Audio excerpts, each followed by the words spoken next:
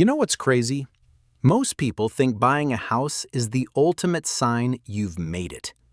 Your parents probably told you, get a good job, save up, buy a house. That's the American dream. And for years, I believed that too. But then I started looking at what actually wealthy people do with their money. And I realized something that completely changed how I think about real estate. Rich people don't buy houses the way you think they do. In fact, most of the time, they don't buy them at all. The paradox. Here's what I mean. Warren Buffett lives in a house he bought in 1958 for $31,500. Mark Zuckerberg rents out most of his properties. Jeff Bezos, he owns like 5 houses. But here's the thing. He didn't buy them the way you're planning to buy yours. And this isn't just about billionaires. I have a friend. Let's call him Marcus. Marcus makes about $400,000 a year. Solid income, right? He could easily afford a $2 million house in California. But he lives in a rented apartment. When I asked him why, he said something that stuck with me.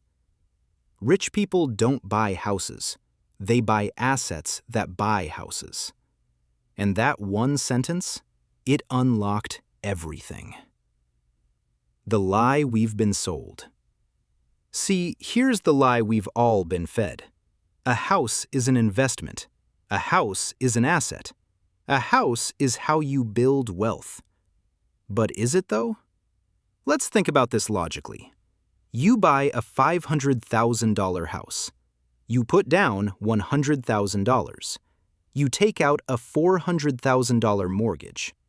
For the next 30 years, you're paying that mortgage, plus property taxes, plus insurance, plus maintenance.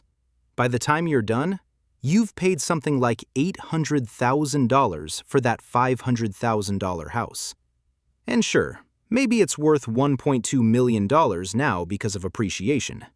Congrats! You made $400,000 over 30 years. That's like $13,000 a year. You know what actually wealthy people are doing with that same money? They're making $13,000 a month. What rich people do instead. So what are rich people doing? 3 things. First, they rent where they live. I know. You're thinking, that's just throwing money away. But is it though? Let's say you rent a $3,000 per month apartment instead of buying a $500,000 house. That $100,000 down payment you would have used, you invest it. The $2,000 per month difference between renting and owning, mortgage plus taxes plus maintenance, you invest that too. At 8% average returns, in 30 years, that becomes $4.7 million. The house? It became $1.2 million. You just made 4 times more money by not buying the house. Second, they buy properties they don't live in. When rich people do buy real estate, they're buying rental properties that generate cash flow, commercial real estate, multifamily units, REITs. They're buying property that pays them every month, not property that they have to pay for every month. Third, they use leverage strategically. Here's where it gets interesting. Rich people do use mortgages, but not the way you think. They're not getting a 30-year fixed mortgage on their primary residence. They're getting interest-only loans on investment properties. They're using other people's money to buy assets that appreciate and generate income. And here's the kicker. Those mortgage payments, they're tax-deductible when it's an investment property. The real reason behind the strategy. But why does this actually work? It comes down to one concept: opportunity cost. Every dollar you put into your house is a dollar you can't put somewhere else. Let me tell you about Sarah. Sarah bought a house in 2015 for $400,000. She put down $80,000. Her friend Jennifer rented a similar place for $2,000 per month and invested that $80,000 in an S&P 500 index fund. Fast forward to 2025. Sarah's house is worth $650,000. She's paid down her mortgage to $280,000. Her equity? $370,000. Not bad. But Jennifer? Her $80,000 grew to $210,000 in the stock market. Plus, she invested the difference between Sarah's total housing costs and her rent, about $500 per month. That became another $95,000. Total? $305,000 in liquid, accessible investments. But wait, Sarah has more equity, right? Here's the thing. Sarah can't access that equity without selling her house or taking out a home equity loan, more debt.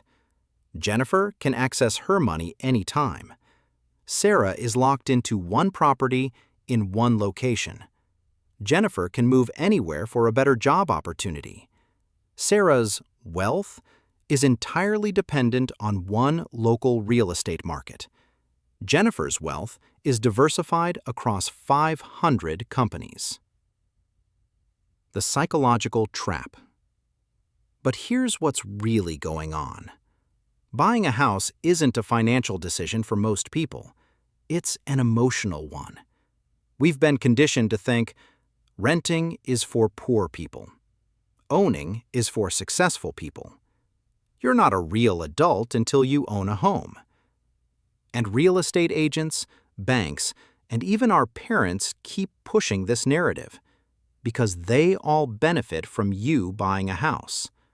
Real estate agents get their commission. Banks get 30 years of interest payments. Your parents get to brag to their friends. But what do you get? You get trapped. Trapped in a location. Trapped in a job you might hate because you need to make that mortgage payment. Trapped with all your net worth in one asset you can't easily sell. Rich people? They optimize for freedom. They want their money working for them, not the other way around. They want options.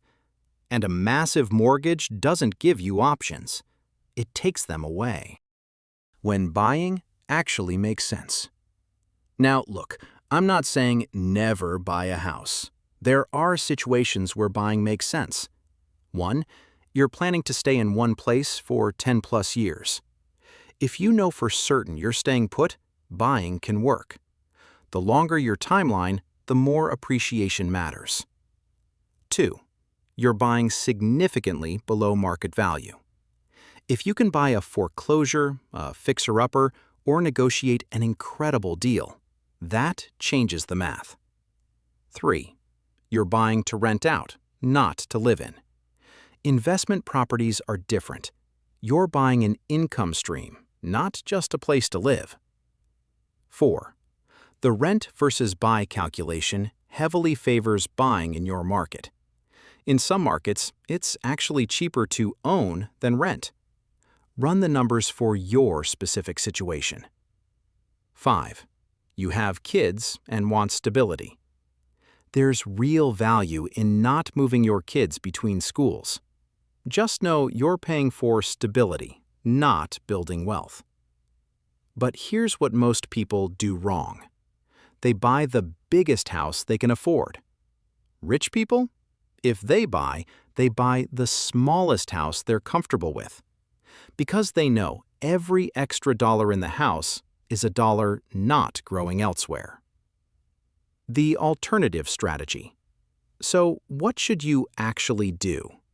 Here's the strategy wealthy people use. Step 1. Rent where you live, invest the difference. Find a reasonable rental. Take the money you would have spent on down payment, mortgage, taxes, maintenance, and invest it consistently. Step 2. Build your liquid net worth to $500,000 to $1 million first. Before you even think about buying a primary residence, Build real wealth in investments you can access and control. Step 3. If you want real estate exposure, buy REITs or investment properties. Get the benefits of real estate, appreciation, tax advantages, without tying up all your capital in one property. Step 4. Only buy a primary residence when it doesn't compromise your wealth building. When that down payment is 5 to 10% of your net worth, not 50 to 100% of it. This is how rich people think. They're not asking, "Can I afford the monthly payment?" They're asking, "What's the opportunity cost of this decision?" Look, here's the truth. The reason rich people don't buy houses the way you think is because they're playing a completely different game. They're not trying to impress their neighbors. They're not trying to feel successful. They're trying to build actual, sustainable wealth. And that means keeping their money liquid, invested, and working for them, not locked up in drywall and granite countertops. So next time someone tells you you're throwing money away on rent, just remember, rich people are doing the same thing. The difference is, they're throwing that money into assets that actually make them richer, not into a house that just makes them feel rich. If this changed how you think about real estate, hit that subscribe button. Because at Wealth Context, we're breaking down exactly how wealthy people actually think about money, not how we've been told they think about it. See you in the next one.